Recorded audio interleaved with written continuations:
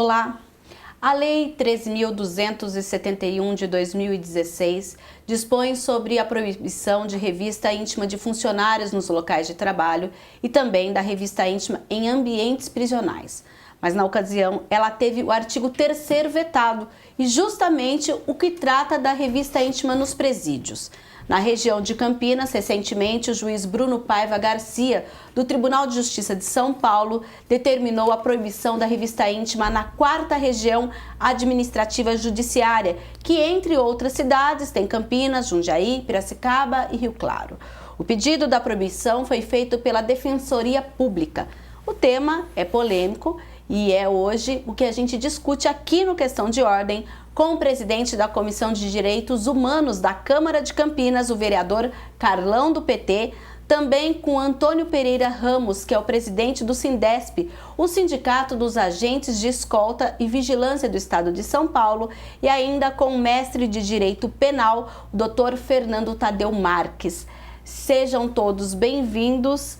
Eu vou fazer uma breve retrospectiva a respeito disso, lembrando que geralmente há duas correntes. Uma que fala que sim, é possível a revista em presídios e defende inclusive uma necessidade de um controle maior da entrada de produtos proibidos nos presídios, em especial drogas e armas, de forma que seja a segurança pública prioridade e por isso defende a revista íntima.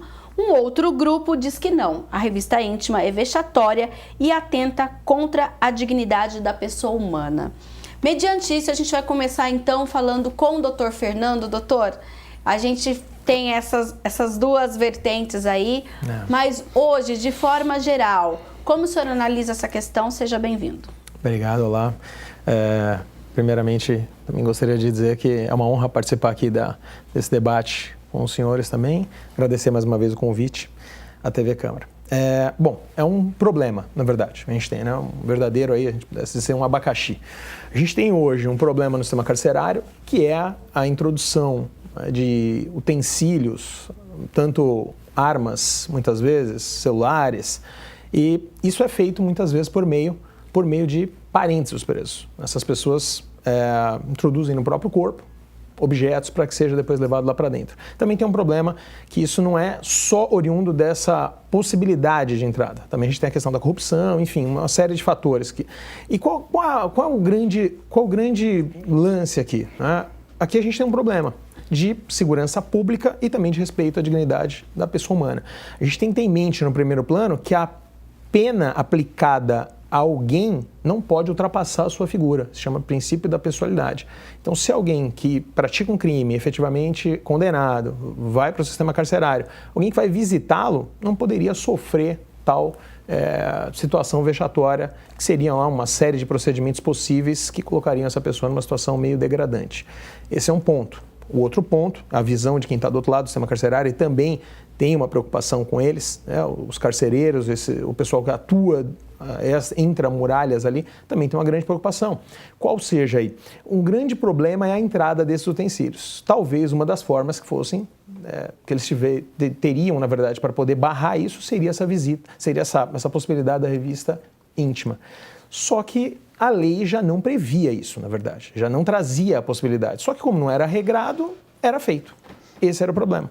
E aí, não se dizia nem que sim, nem que não. Nem que sim, nem que não. Okay. Esse era o problema antes. Agora, a gente tem um regramento dizendo, né, de forma clara, que inclusive vai ser pago multa se for colocado a pessoa nessas circunstâncias. Se eu não salvo engano, de R$20 mil e se reiterar o comportamento, a multa será aumentada lá. Qual é o grande problema? Falta de estrutura do Poder Judiciário ou do sistema carcerário em si, porque deveria ter em toda a cadeia um sistema que pudesse a pessoa passar por ele e ser verificado, né, em seu organismo, se haveria ali alguma peça introduzida nela ou se vê acoplada ao seu corpo, a roupa ou algo nesse sentido. E a gente não tem essa estrutura. Salvo engano, de 167 presídios, a cada 167 você tem lá 2 ou 3 para esse número, ou seja, é impossível, né, de ser feito esse controle, impossível.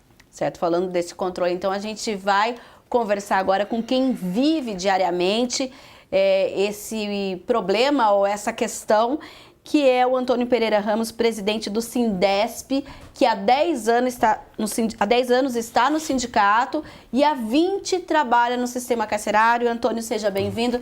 Fala para nós um pouquinho dessa experiência de vocês e atualmente, como está? A orientação da Secretaria de Assistência Penitenciária acatou essa determinação ou não? Eles conseguiram rever essa situação e ainda está acontecendo a revista íntima? Fala um pouquinho da sua rotina. Olá, boa tarde, tudo bem? Pelo que me parece, foi revisto pela SAP, houve um recurso, né? E continua acontecendo ainda a revista. Agora, a Secretaria diz que a revista não é vexatória, né? Agora, pro sindicato é sim vexatória, né? Uma situação em que a pessoa fica nua, abaixa 3 vezes de frente e fica 3 vezes de costa, abaixa as 3 vezes também e senta no banco que é o detector, né? O Estado falar que não é vexatório, eu acho que, né, não é por aí. Eu acho que é vexatório sim. Há tecnologia para isso. O sindicato já oficializou a SAP a respeito dos scanner corporal. Que o scanner corporal, na realidade, ele é uma legislação, acho que de 2014, e o Estado comprou um scanner corporal, 3 scanner corporal só para o CDP de Pinheiros, né, das 167 unidades prisionais, e oficializamos a SAP várias vezes de lá para cá. Estamos, assim, cobrando a Secretaria, porque tecnologia para que não aconteça a visita íntima existe. Basta a boa vontade do Estado para que isso aconteça. A revista íntima, né? A revista íntima. Isso. E como profissional, o que os colegas, as colegas, no caso aí da revista feminina, relatam também de certa forma, constrangedor para esse profissional que tem que realizar a revista íntima? Para ele também, com certeza. Para ele também é uma situação constrangedora, tanto para a visita como para quem o faz. Mas até então o Estado não oferece outra ferramenta. E o agente, ele é um cumpridor da legislação, da lei. Há uma ordem da administração penitenciária que é para que se realize a visita. E assim, enquanto não se resolver essa situação com a tecnologia, vai se continuar fazendo. Sim. E agora nós vamos conversar com o vereador Carlão do PT. Vereador, o senhor que é o presidente da Comissão de Direitos Humanos e traz tantos temas relativos a essa questão aqui na Câmara Municipal. Como o senhor analisa essas duas vertentes, realizar ou não, e essa questão vexatória até colocada pelos nossos entrevistados? Ok, Mirna, queria cumprimentá-la, agradecer o convite, cumprimentar aqui nosso amigo Antônio, doutor Fernando. Bom, é uma situação extremamente grave e vexatória, sim. E é um retrato de como é que o governo do Estado tem tratado o sistema penitenciário como um todo. Porque ele acaba estendendo aos familiares a pena dada ao preso, a família acaba pagando também nos momentos da dificuldade das visitas e particularmente nessa vistoria que é um crime. Porque, como diz o Antônio, tanto para quem realiza a vistoria como para quem recebe. E eu penso, como Antônio, de que a irresponsabilidade do governo do Estado, porque este assunto já vem sendo tratado há bastante tempo, tem chegado aqui, mesmo antes de eu estar na Comissão de Direitos Humanos, chega muita denúncia, tanto dos familiares como dos próprios trabalhadores, a necessidade de se equipar os presídios aqui do Estado de São Paulo, de todo o Brasil. Sim. Eu penso que foi louvável a aprovação, este processo ter ocorrido. Agora, ele não é um assunto novo, é um assunto que já fez de muitas conferências, na Conferência Estadual, já do ano de 2000, a Conferência Estadual, a Conferência Nacional, já orienta o Estado a fazer equipar os presídios de uma forma que hoje qualquer aeroporto tem, qualquer banco tem tecnologias que poderiam cumprir esse papel. Mas nós entendemos que é a forma com qual o governo do Estado de São Paulo enxerga o sistema penitenciário. Ele não recupera e ainda pune os familiares quando vão fazer essa visita aos seus familiares que estão detidos. Tá, o senhor falou a respeito de que a discussão é antiga. Apesar dessa lei ser de 2016 e não servir, no caso, para a revista Em Presídio, a gente tem uma lei que é a 10.792 de 2003, que em seu artigo 3º prevê apenas o uso de detector de metal para a revista de quem quer entrar em estabelecimentos penais. E temos ainda, de 2014, a resolução do Conselho Nacional de Política Criminal e Penitenciária que proíbe expressamente esse procedimento. Porque, apesar da gente ter lei, ter resolução, e nesse momento a gente teve aí esse veto desse texto mais específico, o que a gente precisa ter hoje, em termos de lei, para se falar, não, no Brasil inteiro agora é proibido, ponto, e acabou, doutor? Eu acredito, bom, primeiro que já vem sendo sinalizado, né? Se você olhar aí a legislação, ela vem já se manifestando, quer seja por meio de lei, quer seja por meio de ato normativo infralegal, que é o caso da resolução do Conselho, já vem um anseio, né, tanto por parte do Poder Legislativo quanto da sociedade. Eu acho que aqui o problema, como o Carlão aqui já disse, eu acho que está num ponto, cumprir aquilo que está sendo determinado. Só São Paulo que não cumpre ou tem alguns estados que cumprem? Como é no Estiver geral no hoje? nível geral, no panorama geral, no Brasil, fica aquém aí do que deveria ser feito, tá? Okay. Me preocupo em dois momentos aqui. Primeiro, com a questão dos direitos humanos que devem ser preservados dos familiares. O familiar nada tem a ver com aquele que praticou o crime. Perfeito. Tá? Eu acho que as pessoas têm que separar, esse seria o primeiro ponto. Segundo ponto, a questão da administração pública. Ela é quem não cumpre. Então, se já vem sendo sinalizado, isso já é objeto de debate, Mirna, há muito tempo, em congressos, em conferências, isso já é há muito tempo, não é de hoje. Então, vem uma legislação e diz que vai ser feito e vai ter que ser imposta a multa. Eu vi uma crítica a respeito da lei, inclusive quanto à questão do veto e por aí vai, que diria o seguinte, olha, ela não expressamente diz penitenciária ou sistema carcerário. Bom, mas ela diz lá onde opera a administração pública ou privada. Então, a administração pública opera efetivamente nos presídios. Então, não precisaria de muito mais do que isso para cumprir. O que falta, talvez, seja um comando que venha, obviamente, do governador do estado, para que os demais cumpram isso. Aqui em São Paulo, efetivamente, a gente já tem um histórico na administração carcerária de um pouco de truculência, a gente tem um histórico um pouco dessa não observância de uma série de direitos ou algo nesse sentido. Então, acho que o que caberia aqui era eles analisarem a circunstância, verificar simplesmente que é uma questão não só de direitos humanos, mas que preserve de fato a questão da dignidade da pessoa. Eu acho que o primeiro plano é esse. E, obviamente, me preocupo com as pessoas que trabalham no sistema carcerário. E acho que a visita, a revista íntima, ela poderia efetivamente ocorrer caso o aparelho não conseguisse detectar ou detectasse alguma coisa e não apurasse o que fosse. Aí você partiria para um outro local, um outro momento. Não se regra a revista íntima. Isso que eu acho que é o problema. E a questão do cumprimento era simplesmente de efetivar-se, né? De partir ordem aí, talvez, do governo do estado de São Paulo para que pudesse a coisa demandar como deveria. Agora, Antônio, eu não sei se você tem esses números, a gente vai falar um pouquinho, eu sei que o Sindesp ele abrange muito mais que Campinas, mas a gente vai se atentar aqui à nossa região, principalmente ali ao Complexo Campinas-Hortolândia, mas, por exemplo, você tem uma ideia de quantos por mês nessa revista íntima alguém é pego com algum material, com algum utensílio ou com drogas? Vocês têm uma média de números assim? Não, esses dados o sindicato não tem. Não a SAP tem. não passa, nunca. Mas é raro ou é comum?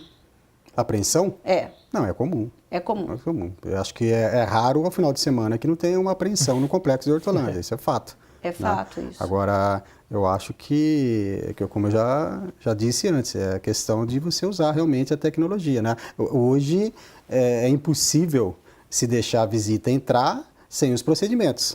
Hoje, por exemplo, se o governo chegasse e dissesse, olha, a gente vai cumprir a lei à risca, não vai ter mais revista íntima, só que a gente não tem nenhum equipamento. A segurança, o que você acha que...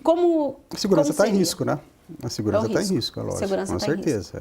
A possibilidade de entrar ilícitos na unidade prisional é enorme, vai ser gigante, vai aumentar em muito, né? Sim. Isso é fato.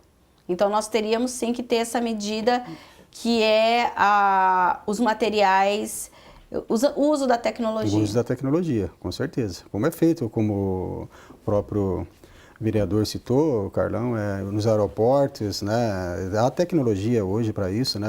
E até para o funcionário, até para a saúde do funcionário é melhor, né? É constrangedor. Já houve situações de uma funcionária nos procurar, né, e chorando, dizendo que passou uma situação de constrangimento, que era uma senhora de idade no final de semana, ela tinha uma prótese e tal, então quer dizer, assim, a pessoa também se sente desconfortável, mas é questão de humanidade, né? Há algum tipo de treinamento para que os funcionários façam essa revista íntima? Sim, a SAP dá o treinamento, né? Como hoje existem os scanners da alimentação. Os alimentos têm um scanner dos alimentos, que falta é o scanner corporal. Todas as unidades prisionais têm scanner dos alimentos. Eu nem sei se é verdade ou não, de que o funcionário tinha que cortar, passar alguma coisa para ver se tinha alguma coisa dentro. O outro foi resolvido com o scanner, Foi resolvido isso? com o scanner. Ok. Sim. Antes, realmente, os procedimentos eram esses. O scanner, hoje, as 167 unidades prisionais do Estado têm o scanner de alimentos. Dos alimentos. Ele analisa o quê? Só metais, metal? né? Tá. Qualquer objeto que estiver ali, né? É bem eficiente, é um equipamento eficiente. Certo. E esse equipamento é só quando chega com a pessoa, com o visitante, o alimento, ou quando o alimento também é enviado via Sedex, ou correio, ou algum outro meio? Não, o alimento não veio por Sedex. O alimento tem o dia certo, que chama jumbo, né? Que eles dão o nome de jumbo. Tem uma data específica, aí é diferente para cada unidade, o diretor que determina o dia e a data que entra a alimentação, que o familiar pode levar um alimento para a unidade prisional. Que não é necessariamente o dia da visita. Que precisava regulamentar também. É uma coisa que, assim, por exemplo, a última situação que ocorreu aqui no complexo penitenciário sobre a intoxicação dos presos ali alimentar, então, nós fizemos um teste, ligamos para a penitenciária, o que pode entrar? Ele falou, vai no bar lá do seu Zé, na esquina lá que está lá, tem uma lista. Então, isso não existe, né? A SAP é um órgão do governo. Ela tem que falar, não, você entra no site da SAP, que tem uma lista regulamentada. Claro. E a lista tem que ser estadual. Com certeza. Né? Agora, pode entrar um tipo de alimento aqui em Campinas e em Andradina pode? E lá onde está o Marcola pode? Então, precisa se padronizar e regulamentar. Né? Muita então, coisa hoje, quem determina qual é o tipo de alimento é o diretor da unidade? O diretor da unidade. O que eu acho errado. Acho que tem que ter uma regulamentação estadual e padronizar. O que não entra aqui, não entra lá na cadeia lá de segurança máxima, onde estão os líderes do PCC. Eu acho que tem que ser padronizado. Sim, e hoje o jumbo ele não é o dia da visita? Geralmente é diferente. O diretor pode acontecer de ser o mesmo dia. Geralmente não é. Tem uma data específica para o dia. Então são duas averiguações, então, no dia desse jumbo e no dia da visita, que aí a visita leva outros alimentos. Leva também alimentação também. E pode ser alimento perecível também. Pode ser. Foi o que aconteceu, essa questão da intoxicação aqui no complexo alimentar, né? Onde veio um preso, acho que veio a óbito, né? Sim. Se não me engano. Que era uma comida de visitante. De acordo com a nota oficial da secretaria, sim, né? Sim. Agora, a comida que vem oferecida pelo Estado, essa vocês não têm necessidade de fazer esse tipo de passar esse scanner. Ela é revistada também. Também é revistada. Toda a alimentação é revistada. Sim. Tudo que entra na unidade prisional segue os procedimentos de praxe para a questão de segurança. Sim.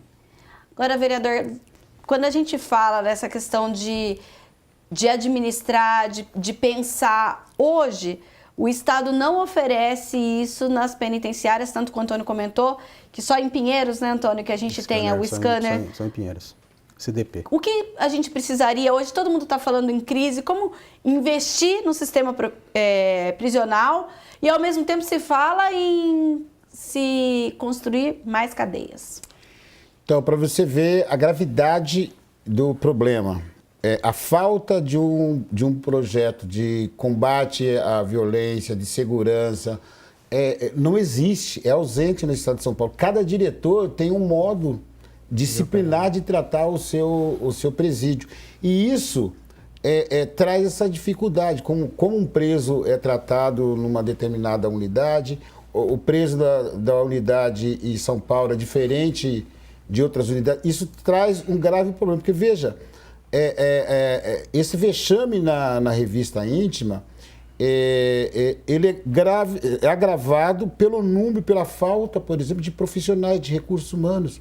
A fila que você vê, o tempo que as pessoas pedem para poder adentrar no presídio, a fila fica muito grande porque não tem a capacidade humana de fazer essa revista num tempo mais ágil, que a pessoa possa aproveitar o tempo melhor com o seu visitado.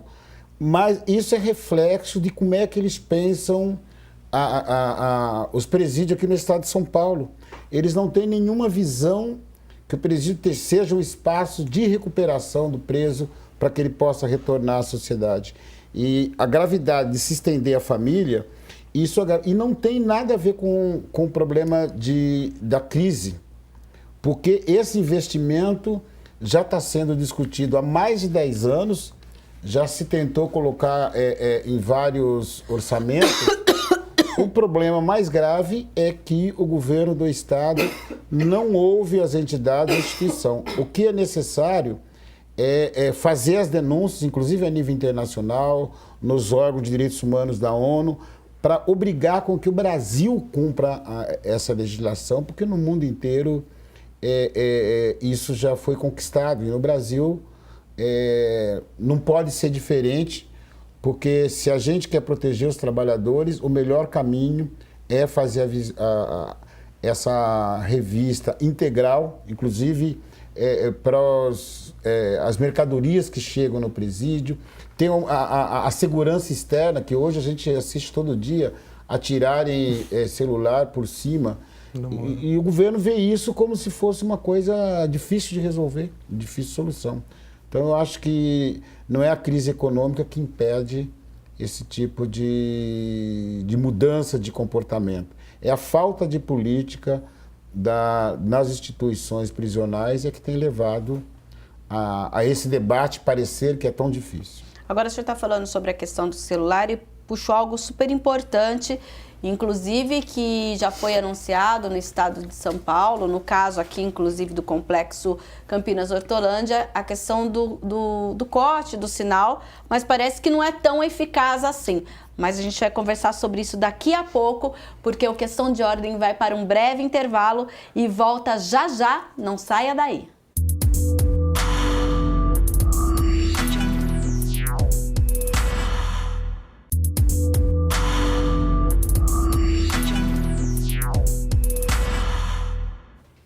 O Questão de Ordem continua aqui discutindo sobre a revista íntima nos presídios. Alguns defendem que ela é importante, outros defendem que ela é vexatória. E nesse debate a gente acabou falando um pouquinho sobre a questão do uso do celular no sistema penitenciário, que apesar do anúncio de bloqueadores de sinal, parece que nada mudou. É isso mesmo, Antônio? Nada mudou?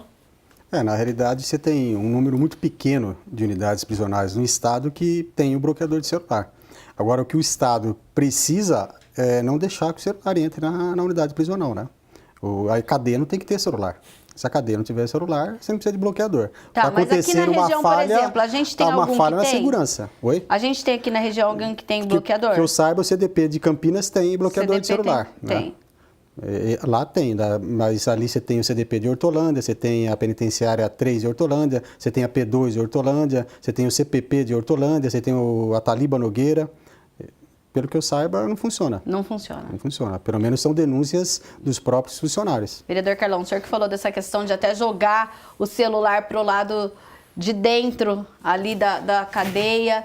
E essa questão do bloqueador, o que resolveria? O Antônio falou, não deixar o celular entrar. Mas como não deixar o celular entrar e se entrar, como efetivamente bloquear o sinal? Até a gente conversava aqui no intervalo que hoje, infelizmente, as quadrilhas estão até formando grupos no WhatsApp.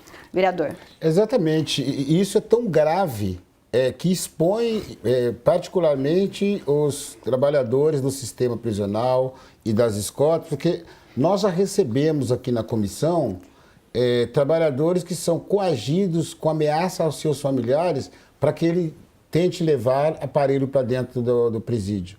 Então, não há proteção nem para os próprios trabalhadores, porque cai sempre na necessidade de ter uma revista tecnicamente mais avançada para proteger, inclusive, os trabalhadores. E também a segurança externa por fora do presídio. Por exemplo, as torres, a maioria das torres não consegue vigiar externamente por onde são atirados os celulares. E eu, assim, espero que alguém me explique como é que não é possível você colocar esse bloqueador. Que não, eu vejo nos bancos hoje, não é permitido você usar o celular mais dentro do banco. Só que permite entrar. Só que para entrar no banco, você tem que colocar o celular ali para que o vigia veja.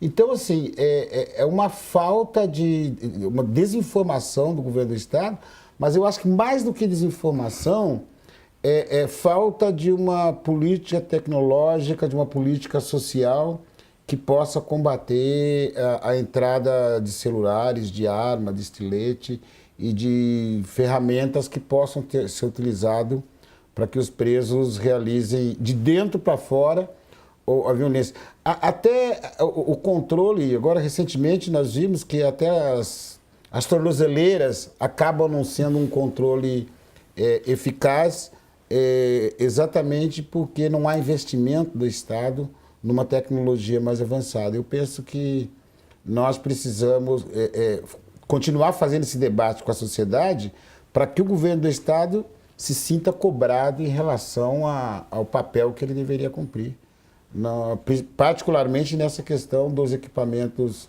telefônicos, que é o que fortalece o crime organizado de dentro para fora do presídio. Doutor Fernando. Eu creio muito numa questão que o problema está, na verdade, na questão da política pública, institucionalização de algumas condutas. Por exemplo, se você for pensar, como já disseram aqui, tanto o Antônio quanto o Carlão, nós temos um problema. Os presídios são administrados lá pelos diretores. Cada diretor administra da forma que ele bem entender, que ele achar melhor. Então tem ali uma regra mínima e acaba tendo um grande espaço onde ele pode efetivamente trazer bons trabalhos, como não. Então eu acredito até que na região tem algumas boas experiências, mas isso tinha que ser uniformizado, que aí você evita, não é, problemas de alguém vir e colocar uma regra muito rígida, diferente daquela onde a regra deveria ser, passa a ser, na verdade, exceção vira regra. Então, esse é um problema que é fato. A gente falava agora, no intervalo, estava falando a respeito do grupo de WhatsApp. Então, eles formam um grupo de WhatsApp, coordenam as ações criminosas de dentro. Eu fico pensando, ora, se eles barrassem a entrada do celular, não precisava se preocupar com o bloqueador. Então, se colocasse, ao invés de gastar com o bloqueador, um acesso, né? Só que a gente vai ter outros problemas, um acesso onde essa pessoa passe e esse aparelho não entre. Só que aí vai ter um outro problema, o salário do pessoal que atua no sistema carcerário. Uhum. A pessoa muitas vezes vai acabar, não que seja a regra, mas alguns vão acabar se vendendo para colocar um celular para dentro, porque o cara ganha, em torno de quanto ganha o agente penitenciário hoje? R$3.500 início de carreira. Aí o cara fala para ele, ó, cada celular que entrar são R$1.000. Aí ele tem mãe, tem família, tem filho doente. Pode ser que esse cara se corrompa. Hoje, doutor, se me permite, tem uma outra situação, a questão do celular, que é aqueles microcelulares, né? Sim, como já foi, chineses, né, já teve uma situação de um detento, se não me engano, foi o presidente Bernardes, que ele estava com 6 celulares, né? Olha. Então é uma situação, porque o microcelular é uma outra tecnologia Sim. que não, né, já é totalmente diferente, e aí que vai o detector de corporal. Né, que aquele sim consegue, né, detectar. De fato, né, constatar né, constatar. Então, essa situação entra muito microcelulares hoje nos presídios, né? Bastante, né? A revista íntima ela é feita apenas para as mulheres ou também para os homens visitantes? Também. Os dois. Homens também. Certo. Agora a gente está falando um pouquinho de revista íntima, de material, tal. Hoje a gente está falando sobre novas tecnologias, a possibilidade delas e a possibilidade de privatizar ou passar a administração penitenciária através de uma PPP ou através de um outro tipo que não seja diretamente o Estado. Qual é o posicionamento de vocês sobre isso, Antônio? Segurança jamais. A segurança não pode ser privatizada. A segurança, na minha opinião, é dever de Estado. Tá. Então, é o serviço da segurança na carceragem e o serviço na muralha tem que ser o dever do Estado, o papel do Estado. Agora, várias situações dentro da unidade prisional, alimentação, administrativo, sem dúvida, o Estado já fez experiências aí com os CRs, Centros de Ressocializações, e deu certo. Acho que há possibilidade, sim. Vereador. Olha, eu penso que antes até de abrir esse debate, era necessário, como o doutor Fernando já disse, você precisa ter uma política definida, porque o setor privado ele também pode ser fortemente coagido pelo crime organizado se não tiver uma política definida.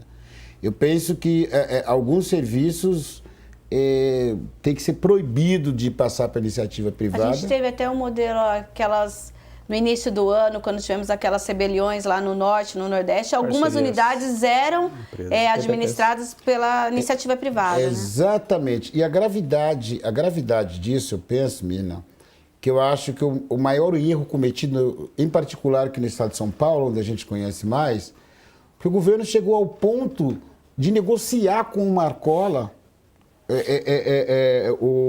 a diminuição da violência. Quando se chega a nesse patamar, é porque o governo não tem nenhum controle sobre o sistema. Então ele precisa ouvir a sociedade organizada, ouvir o Ministério Público, ouvir as instituições que formularam política e que têm hoje experiências importantes localizadas em determinados presídios, que podem ser a base de uma política. Aí sim, eu penso que alguns serviços poderiam até ser terceirizados. Você pega hoje a gravidade, por exemplo, do sistema de saúde no sistema penitenciário, ele é extremamente grave. O preso tem que sair de dentro do presídio para ir no hospital público, aonde a população é atendida. Isso você expõe, por exemplo, quem está acompanhando esse preso e a própria sociedade. Tem que ter a escolta, que já é um outro policial que sai da rua para fazer essa escolta. Exatamente. Então nós precisamos discutir uma política para o sistema presidiário que possibilite que não haja descumprimento das questões legais, que haja uma relação humana com o objetivo de recuperação do detento e que não exponha publicamente os seus familiares, como hoje acontece. Então, eu penso que a terceirização ela não pode vir antes de você ter uma política definida e não falta lei para isso. O problema não é falta de lei, não é a crise, é o comprometimento do Estado com essa demanda que eu acho extremamente importante. Justamente sobre essa questão de lei que eu ia perguntar para o doutor, porque muitos defendem aí a reforma, né, das leis, do Código Penal. Sim. E isso resolveria alguma coisa ou a gente tem mais um problema de gestão mesmo? Eu acho que a gente reitera a questão da política pública. Primeiro, a questão das leis e o rigor das leis e a aplicação da lei. São coisas diferentes. Para amarrar aqui o que os colegas já tinham dito. Questão da privatização. Acho que privatizar por privatizar, passar o controle à iniciativa privada, eu acho que é um erro. É um erro. Não sou a favor. Agora, a parceria público-privada, onde a administração, a execução da pena, efetivamente, a parte de segurança e execução da pena tem que continuar no mundo do Estado. É o Estado que tem que gerenciar esse cumprimento da pena por meio das varas de execução, competentíssimos promotores aqui na região, eles é quem tem que continuar com isso. A parte de alimentação, limpeza e afins, e a própria parte administrativa, até para funcionar de forma mais eficiente. Menina, não é possível a gente ter um preso hoje custando, acho que em torno de quase R$2.000, R$1.800, R$1.700 para o sistema carcerário, quando ele está na mão do poder público, e lá em Manaus, se eu não me engano, onde estourou aquela super rebelião, que acabou com aquela tragédia, né? Aquela carnificina, ali o preso custava na mão do privado, tinha que custar menos. Acho que, se eu não me engano, era R$2.600, R$2.700, quase o dobro do que o Estado. Então, peraí, se o Estado não está administrando direito, vocês vão cobrar mais e não estão também administrando direito, então daí já é algo para a gente pensar. Eu acho que a administração, nesse ponto, acho que tem que continuar na mão do poder público. A questão da legislação. Falam-se tanto de modificação de legislação, que tem que se enrijecer, a lei penal é dura. O grande problema é que a lei penal não é cumprida. ela não é cumprida na sua integralidade, você acaba, eles dizem assim, mas tem muito benefício, porque tem a saída temporária, tem lá o livramento condicional, suspensão condicional da pena, mas são benefícios previstos para um fim: ressocialização, reintegração. Porque se eu pegar o camarada que praticou um crime e deixá-lo no sistema carcerário 30 anos, então vamos supor que ele recebeu uma pena de 30 anos, 30 anos de ponta a ponta num regime fechado, quando ele sai doido ou sai muito pior do que ele entrou, porque ele não teve um ciclo para poder se reintegrar, para entender a pena. Mas não é isso que acontece na realidade, porque visto que para muita gente, por exemplo, quando a gente fala das saidinhas, se torna um pesadelo para a sociedade, infelizmente. Infelizmente são mal administradas, porque sai lá um indulto, né? Vem um decreto, uma lei, dizendo, olha, quem se encaixa nesse perfil. Ok. Só que eu acho que talvez seja muito frio esse quem se encaixa objetivamente no perfil, não é? Eu precisaria analisar caso a caso. Falta estrutura. Onde estão os psicólogos, psiquiatras ou assistentes sociais? Teriam que analisar isso. Porque no meio daquela objetividade ali da lei, né, dizendo, olha, quem se encaixou nesse quadro, sai. Muito frio, seria isso? Muito frio. Tem que ser uma análise mais próxima. Deixa eu ver se de fato essa pessoa... Um acompanhamento mais próximo, para que ele pudesse sair. Sair na Páscoa, sair no final do ano, no Natal, Ano Novo, eu acho que faz parte. É necessário para a própria reintegração. É um dos objetivos, né? Porque a gente pensa em... Para que serve a lei penal? Por que eu aplico a lei penal? Né? Teriam alguns objetivos. A possibilidade de você aplicar porque você quer retribuir. É uma teoria. Vou retribuir o mal feito. Uma outra possibilidade, você prevenir. Então eu aplico a lei porque esse que praticou o crime vai pensar, se eu praticar o crime eu vou ser preso de novo. Ou aqueles que estão no corpo social olham e falam, se eu for também estarei na mesma situação. E tem o maior ou o principal objetivo que eu destacaria, que é a reintegração, a ressocialização. E aí a gente entra num outro problema. A gente muitas vezes, vamos tentar ressocializar alguém que não foi socializado, que nunca foi inserido num contexto social. E praticou crimes e por força de circunstâncias foi levado para a prática do crime. A gente tem uma massa carcerária, se os dados não me estiverem aqui equivocados pela minha lembrança, 97, 52 mil. Se você pular para 2007, isso pula para 170 e poucos mil. Se você pular agora para 2016, um dos dados fechados de 2016, a gente já ultrapassou 600 mil pessoas. Isso com pessoas ainda para serem presas, tem aproximadamente mandados expressos já soltos para que os agentes cumpram isso nas ruas, em torno de mais de 100 mil.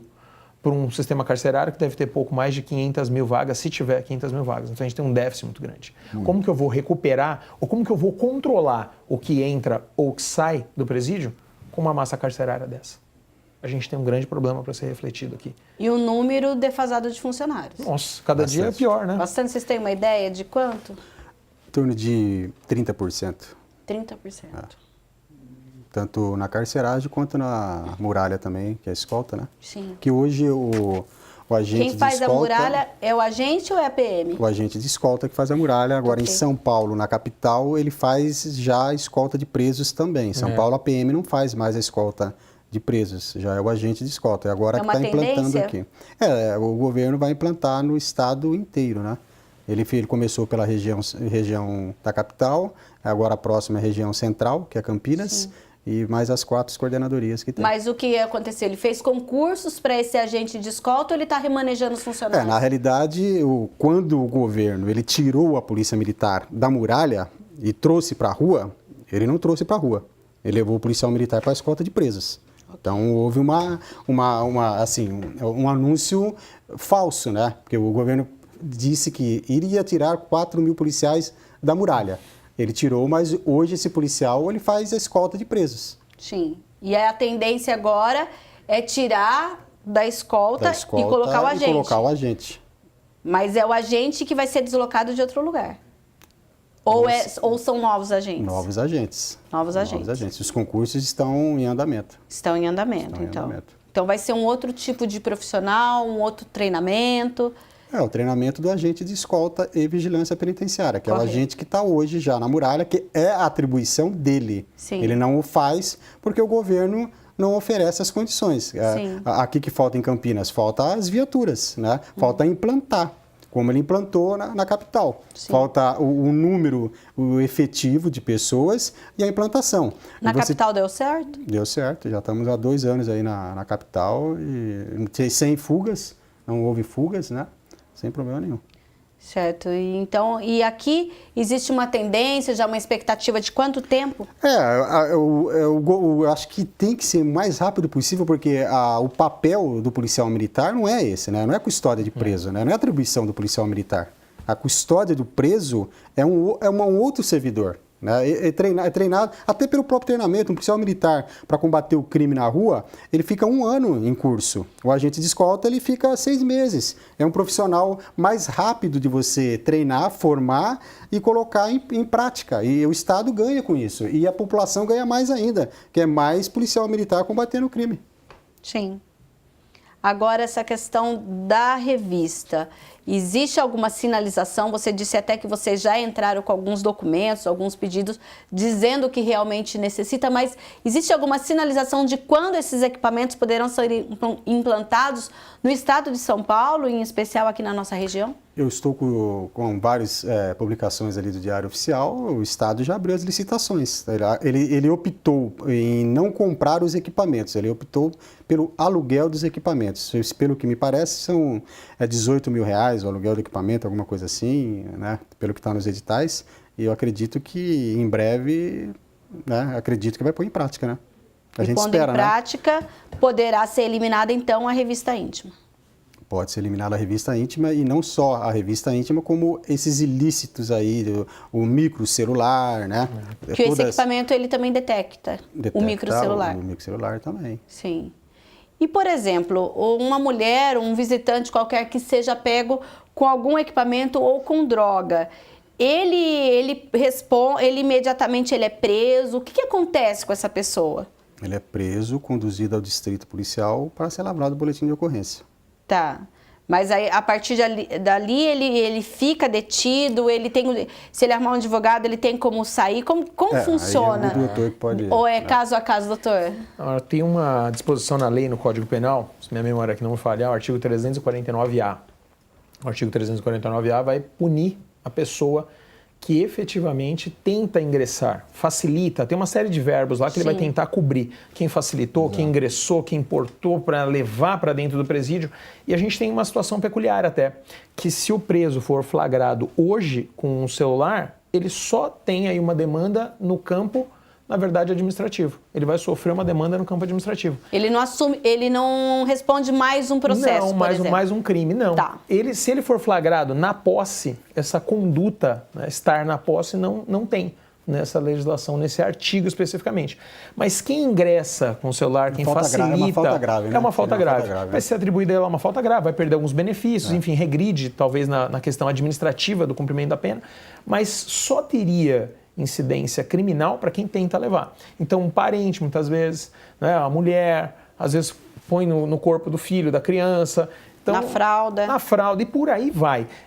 Essa pessoa, essa figura que tenta ingressar, ela comete crime. Agora, ele não. E a gente tem um outro delito também, no artigo 319-A, que é a possibilidade de ser punido o diretor ou os agentes públicos. Então, quando ele facilita, no sentido de se omitir. Exato. O dever dele é de não deixar ingressar esse aparelho lá dentro. Então, se ele faz aquela vista grossa, não que ele esteja ganhando alguma coisa. Fala, quer saber, não vou olhar. Isso é crime. Isso é crime. E é aí onde entra a minha preocupação com o agente carcerário. A gente tem muitos juízes dirigentes com atenção em cima dessas questões, promotores, defensores, pessoal da comissão. E aí está lá dentro o carcereiro. O carcereiro, se ele fizer... Qual o paradigma que ele se encontra, né? Vou fazer vista grossa. É crime. Chama-se prevaricação. É uma prevaricação especial. Tá no 319A. Você rígido. Vou ser rígido. Não, aqui vai, o diretor falou que pode, então vou fazer. Aqui todo mundo vai passar pela revista íntima. Ele está ferindo aí a dignidade de uma outra pessoa. Eventualmente, com a forma que ele agir lá dentro do sistema... Dentro, isso não vai estar nos manuais, dentro do sistema vão falar, olha, o fulano de tal, agente público lá está fazendo a revista assim assado, humilhando todas as pessoas. O tratamento da massa carcerária com ele já vai ser outro. Ele também vai arrumar um problema. Ele também vai arrumar um problema por outro lado. Então olha quantas questões que poderiam ser sanadas por 18 mil reais o aluguel. 18 mil reais para um scanner lá, você já evita tudo isso. Passou no scanner, apitou, dá licença, vem para cá, acabou. Você evita isso. Você não vai ficar o foco tão centrado Uma na coisa figura do que agente. parece ser Exatamente. pessoal do agente para visita. Vai falar, fica esse agente é ruim porque ele está fazendo... Não, ele não está fazendo. Porque se ele fizer vista grossa, ele comete crime. Se ele falar, não, vai, tá tudo bem. Mesmo aquela senhorinha, eu imagino como é de partir o coração do agente público. Mas vamos supor que aquela senhora sensibilizada com o filho, ou o filho às vezes em dívida com o próprio sistema carcerário lá dentro, fala, mãe, você tem que entrar com esse celular de qualquer jeito. O que a mãe não vai fazer pelo filho? Aí ela faz. Aí ela passa e ele fala, vou fazer vista grossa com essa senhorinha, justo aquela que está ingressando ali com o celular dentro do corpo. Outra Olha o situação problema. até que existe também, eles usam, já se usou até pomba também, né? Também. Para entrar com o celular. Drone então, também, né? Assim, drone, tem várias, Drone. né? É. Várias Tecnologia. maneiras. Né? Bom, enfim, a gente está nos minutos finais. Hoje, pelo pouco que eu pude entender aqui, a gente precisa de uma boa vontade e de uma sensibilidade maior da administração e não abrir mão da questão da tecnologia. É isso. Sem dúvida. Sem dúvida Exatamente. nenhuma. Sem dúvida Cobrar nenhuma. duramente do governo do Estado, porque mostra claramente que ele está abrindo mão de uma tecnologia que seria capaz tanto de proteger o direito à dignidade dos familiares, como principalmente proteger os trabalhadores. Exato. Porque os trabalhadores ficam nessa situação que o doutor falou, inclusive a pressão do sistema sobre ele, como este caso que eu disse, que os seus familiares foram ameaçados por grupos organizados, por crime organizado, para que ele prevaricasse. Então, A questão de saúde, por exemplo, nós já mandamos ofício para a SAP, já faz quase um ano, não nos respondeu. Queríamos um levantamento de quantos presos, a escolta de presos para a saúde aqui do Complexo Penitenciário de Campinas. Qual que é a solução para a questão de saúde? O que dá maior complexidade na unidade prisional é a escolta de presos. Hospitais penitenciários, como existe lá em São Paulo, na capital, o hospital penitenciário. Então, por exemplo, há quanto tempo existe o complexo de Hortolândia e cadê o hospital penitenciário? Sim. Você já soluciona um monte de problemas com a construção do hospital penitenciário. Certo, então. A gente fica por aqui lembrando que a nossa produção entrou em contato com a SAP e a Secretaria de Assistência Penitenciária, mas até o fechamento do programa nós não recebemos nenhum posicionamento a respeito da revista íntima.